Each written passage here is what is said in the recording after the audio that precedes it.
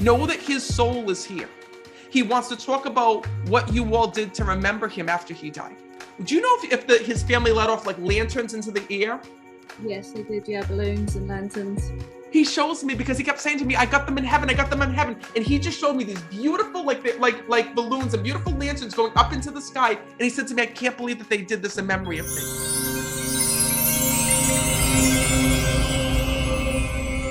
So Sean, first of all, I have a grandfather with you that's stepping forward on the other side that was much like your father when I'm connecting. He shows me that he was very protective of you. Even right now, he's behind you on the other side. And he says, Matt, I need to let him know that I'm okay, I'm okay. It's so funny because while I'm here, your grandfather wouldn't stop bothering me when I'm connecting to let you know that he's here and that he made it to the other side. When I'm speaking to him, he's immediately showing me his life. And your grandfather was a very smart person here in the physical world. He shows me that he was very self-taught. He shows me when I'm connecting with him. He was like very much a reader because when I'm connecting with him, he showed me like books and books and books when I'm speaking to him. Yeah. And he's actually telling me his family still has some of his books. So do you know if there were books that were kept of his? Yeah, he wrote a book about his life. Oh my God, that's why, because he's bringing this through when I'm connecting. He says to me, Matt, tell them they have my book. I know that they have my book. Yeah, he wrote a book about his life. Yeah, and I think my auntie's got it. That's so beautiful. I love your accent, by the way. I wish I talked like him. Imagine if I talked like Sean. We talk like you. Yeah. So first of all, listen, come spend a week in Rhode Island and you'll talk and you'll pick it up quick. Know that one of the things that I got to tell you is that your grandfather is so excited to step forward because he showed me some of the things that your family kept. He shows me not just the book that was kept, he also tells me there was a watch of his that was kept here in the physical world as well. Okay, I've got a clock of his. That's going to be what it is. Right, okay, yeah. Is it just a little clock though? Yeah, just a little clock. I've got it over there. Shut up! He also was telling me there was a problem where it wasn't working at one point. So was the clock not? Yeah, it's still not working. I tried to get it fixed and it wouldn't work. Your grandfather says to me, he goes, Matt, he goes, can you thank him for keeping the clock? He says, even though it's not working, he says, let him know that I know that he puts it out for me. Because I see like there's times when people come over and be like, hey, did you know your clock's wrong? Hey, do you know that your clock's not working? Yeah, I can't get rid of it. I have to keep it. It's his clock and it's there. And it's That's amazing. Listen, you're going to know that I always ask the other side to tell me things that nobody else would know or like that I would have to know if I was in your family. So know that he's bringing up the book and the clock. It's his way of showing me the things that you kept, the things that your family kept, and validating that he's on the other side.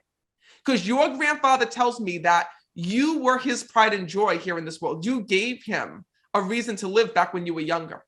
He says to me when I'm connecting with him that his fondest memories were spending time outside with you, being with you as a little boy. And when I'm connecting with your grandfather, he shows me that he used to love being by the ocean or the water here in this world. Yeah. And in the afterlife, he shows me that's what his afterlife looks like. He's also shown me a young male that had passed as well. That's also coming through on the other side. And I feel like this is actually with Carrie Ann. Carrie Ann, did you lose the young male? Yeah, my cousin. So know that that soul is here when I'm connecting, because I kept hearing that, first of all, that soul stepping forward. And he kept saying to me that this was a tragic accident and how he had died here in the physical world. And his soul stepping forward. And right away, he kept telling me, my head, my head, my head. When I'm connecting with him, he just showed me no brain activity. So whatever had happened, he shows me that even if he were to survive this, even if he would somehow make through it, there was no way, because whatever had happened, I felt a blow to the head when I'm speaking to him. Know that his soul is here. And he, first of all, is coming through. He does not want to talk about his passing. He wants to talk about what you all did to remember him after he died. Because when I'm connecting with him, it almost looks like, do you know if his family let off like lanterns into the air? Yes, they did. Yeah, balloons and lanterns. He shows me because he kept saying to me, I got them in heaven, I got them in heaven. And he just showed me these beautiful, like balloons and beautiful lanterns going up into the sky. And he said to me, I can't believe that they did this in memory of me. He shows me that he continues to be a guardian angel with your family every single day. And he's bringing that through. And you know what's weird? Don't freak out on me. But on the other side, I also have a cat here that died with you as well. That was me. Yeah. Was that like your baby? Because this cat keeps walking by me and I don't know what to do. Yeah, when I was younger, I had two cats and they was both black and white. And I had a cat.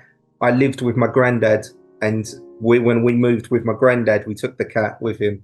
And Beautiful. Yeah. So know it's his way of bringing that through. And listen, this is what's so beautiful is the bond and the connection. So the fact that you grew up with your grandfather and lived with him and spent all those memories, that's the reason why he's here.